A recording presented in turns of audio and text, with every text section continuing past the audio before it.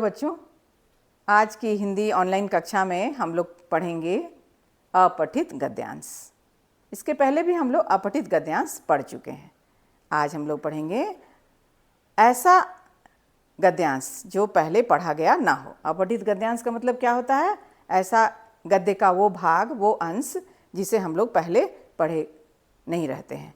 परीक्षा में आपके प्रश्न भी आते हैं, निम्नलिखित या दिए गए गद्यांश को ध्यानपूर्वक पढ़कर पूछे गए प्रश्नों के उत्तर दें। तो आज हम लोग गद्यांश ही पढ़ेंगे बच्चों, है ना। गद्यांश के द्वारा भाषा में सुधार आता है बच्चों, और इससे लिखित एवं मौखिक अभिव्यक्ति का विकास भी होता है। अपठित गद्यांश संबंधी प्रश्नों को हल करते समय कुछ ध्यान देने योग्य बातें हैं बच्चों। जैसे दिए गए गद्यांश को ध्यान से पढ़कर अच्छी तरह समझिए, है ना। जो गद्यांश आते हैं आपकी परीक्षा में, उसको ध्यानपूर्वक पढ़ना है बच्चों, अच्छे से, एक बार नहीं 2 बार पढ़ना है, ठीक है। और गद्यांश की जो मुख्य बातें हैं, मेन बातें हैं, है ना, उसको पेंसिल से रेखांकित कीजिए। रेखांकित मतलब अंडरलाइन कीजिए, ठीक है। फिर अब रेखांकित बातों को दोबारा ध्यान से पढ़िए। जो रेखांकित बात आपने जिन बातों को आपने रेखांकित किया है उसको फिर से दोबारा समझिए, ठीक है। और दिए गए प्रश्नों को पढ़कर गद्यांश से उनके सही उत्तर ढूंढिए। जो प्रश्न दिए जाते हैं सारे उत्तर उस गद्यांश के अंदर ही रहते हैं बच्चों। बस आपको केवल पूरे एकाग्र मन से ध्यान लगाकर पढ़ना है गद्यांश को, तभी आप उससे उत्तर ढूंढ पाएंगे, ठीक है ना। सही उत्तर मिलने पर उन्हें अपनी शब्दावली में, मतलब अपनी भाषा में सुंदर तथा सटीक रूप में उत्तर लिखना है। अगर सही उत्तर मिल जाता है तो आप उसको रेखांकित कर दीजिए, फिर उसको आप अपनी भाषा का प्रयोग करते हुए उत्तर को लिखिए, ठीक है। और अगर गद्यांश का शीर्षक पूछा जाता है, गद्यांश का शीर्षक पूछे जाने पर उचित शीर्षक का चुनाव कीजिए। जैसे जिस विषय से संबंधित बातें अगर हैं तो आप उसी से संबंधित शीर्षक का भी चुनाव करेंगे। आइए आज हम लोग पढ़ते हैं गद्यांश, है ना। दिए गए गद्यांश को पढ़कर पूछे गए प्रश्नों के उत्तर लिखिए। आइए,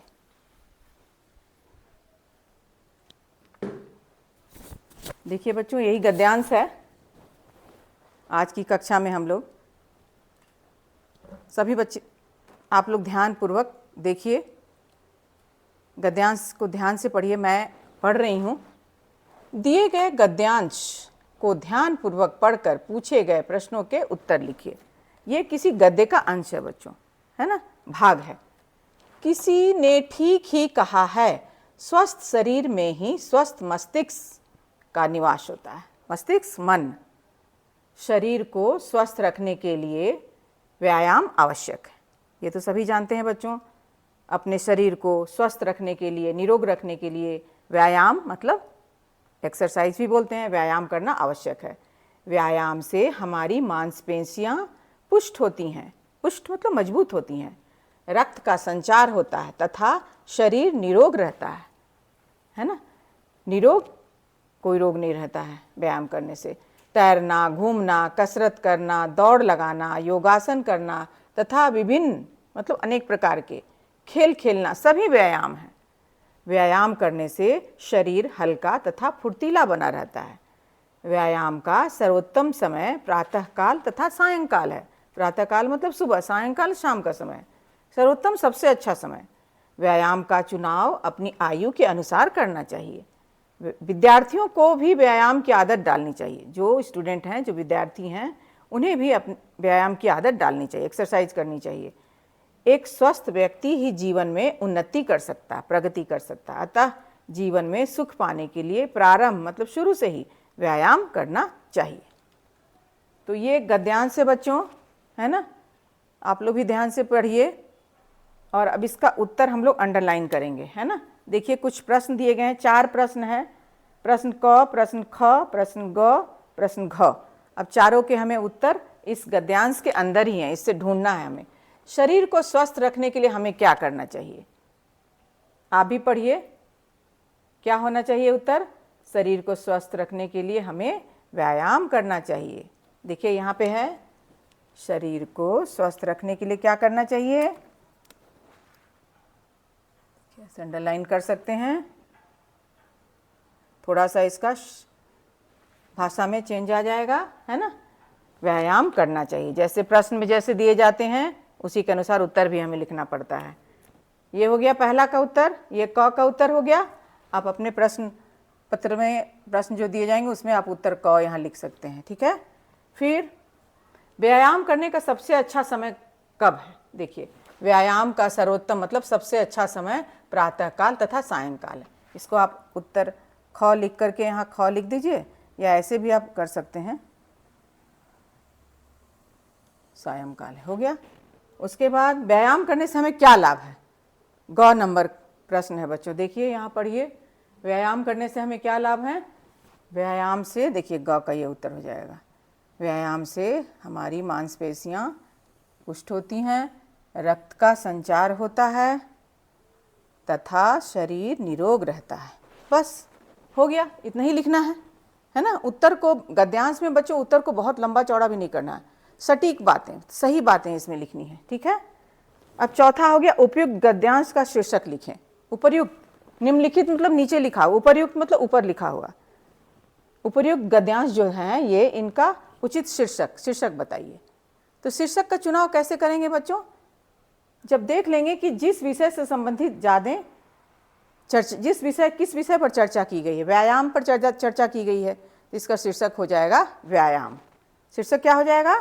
व्यायाम, क्योंकि व्यायाम से ही लाभ बताया गया है, व्यायाम को उपयोगी बताया गया है हमारे लिए, तो हम शीर्षक का चुनाव करेंगे व्यायाम, ठीक है। अब हम लोग उत्तर लिखेंगे बच्चों, उत्तर लिखेंगे। देखिए क्या उत्तर लिखेंगे? व्यायाम से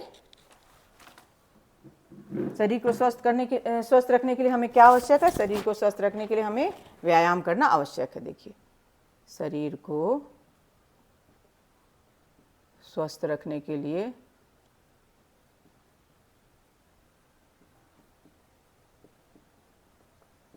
हमें व्यायाम करना आवश्यक है।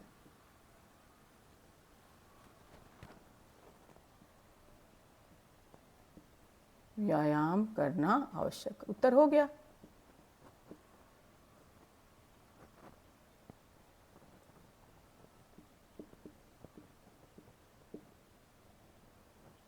ये उत्तर हो गया उत्तर क का। उत्तर ख, व्यायाम करने का सबसे अच्छा समय कब है? तो उत्तर हो जाएगा, व्यायाम करने का सबसे अच्छा समय क्या है? सर्वोत्तम मतलब सबसे अच्छा समय प्रातःकाल एवं सायंकाल है। व्यायाम करने का सबसे अच्छा समय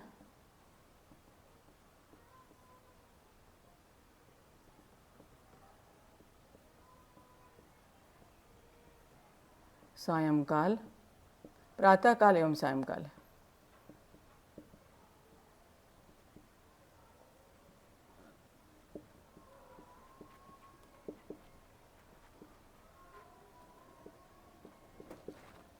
सायंकाल है, हो गया उत्तर। इसका भी उत्तर अच्छा से तैयार हो गया, ठीक है।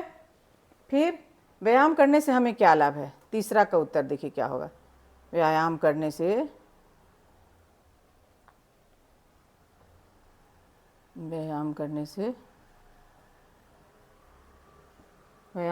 से हमारी मांसपेशियां पुष्ट होती हैं, से हमारी मांसपेशियां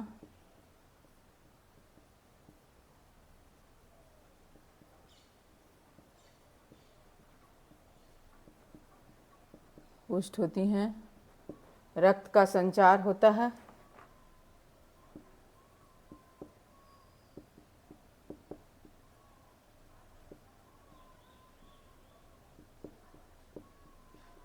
रक्त का संचार होता है तथा शरीर निरोग रहता है।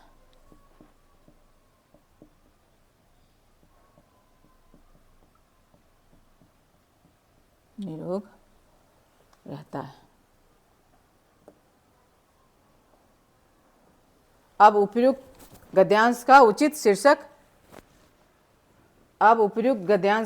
शीर्षक लिखना है बच्चों। तो इसका शीर्षक हो जाएगा व्यायाम।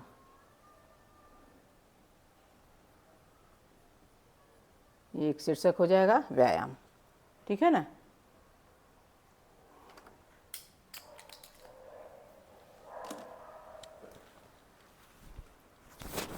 तो बच्चों हम लोगों ने अभी देखा कि किस प्रकार गद्यांश अगर परीक्षा में आए तो कैसे हम किन किन बातों का हमें ध्यान रखना है, किस प्रकार ध्यानपूर्वक गद्यांश को पढ़ करके, समझ करके, मुख्य बातों को रेखांकित करके, है ना, और जो प्रश्न दिए जाते हैं उसको हमें करना है। इस गद्यांश में मैं आप लोगों को बहुत अच्छे से बतलाई हूँ कि किस प्रकार आप गद्यांश को 2 बार, 1 बार नहीं 2 बार पढ़ेंगे, और पढ़ने के बाद सारा उत्तर उसके अंदर रहता है। बस उसको अपनी भाषा का प्रयोग करते हुए सटीक बातें, मतलब जो सही बातें हैं उनको ही लिखनी है यहाँ पर। ठीक है, तो 4 प्रश्न है बच्चों। देखिए यहाँ पर, शरीर को स्वस्थ रखने के लिए हमें क्या करना चाहिए? उत्तर हो गया, शरीर को स्वस्थ रखने के लिए हमें व्यायाम करना आवश्यक है ना। क्या करना चाहिए? व्यायाम करना चाहिए या व्यायाम करना आवश्यक है, ठीक है ना। करना चाहिए या व्यायाम आवश्यक है, दोनों ही हो सकता है, उत्तर में हो सकता है। व्यायाम करने का सबसे अच्छा समय कब है? व्यायाम करने का सबसे अच्छा समय प्रातःकाल एवं सायंकाल है या सुबह शाम है। आप अपनी भाषा का प्रयोग कुछ इधर उधर भी कर सकते हैं, है ना, शब्दों को इधर उधर भी कर सकते हैं, कोई उसमें नंबर नहीं कटेगा बच्चों, है ना। सुबह शाम है या सायंकाल प्रातःकाल है, कुछ भी लिख सकते हैं, ठीक है। व्यायाम करने से हमें क्या लाभ है? व्यायाम करने से हमें बहुत सारे लाभ हैं, इस तरह से भी लिख सकते हैं। अपनी भाषा का प्रयोग करते हुए उत्तर इधर उधर हो सकता है बच्चों, उसमें कोई दिक्कत नहीं है। व्यायाम करने से हमारी मांसपेशियां पुष्ट होती हैं, रक्त का संचार होता है तथा शरीर निरोग रहता है, और व्यायाम से हमें बहुत ढेर सारे लाभ हैं, है ना, बहुत सारे लाभ हैं, ठीक है। उपयुक्त गद्यांश का शीर्षक बताइए। उपयुक्त मतलब जो ऊपर लिखा गया, निम्नलिखित मतलब जो नीचे लिखा गया है। तो उपयुक्त गद्यांश का शीर्षक है व्यायाम, ठीक है। व्यायाम से संबंधित ज़्यादा बातें इसमें लिखी गई हैं इस गद्यांश में, इसीलिए सिर्फ व्यायाम ही इसका शीर्षक हो सकता है बच्चों। तो उम्मीद है बच्चों आप लोग समझ गए होंगे। बच्चों अगर मेरा वीडियो आप लोगों को अच्छा लग रहा होगा, समझ में आ रहा होगा, तो वीडियो को लाइक, सब्सक्राइब एवं शेयर करना नहीं भूलेंगे बच्चों। धन्यवाद।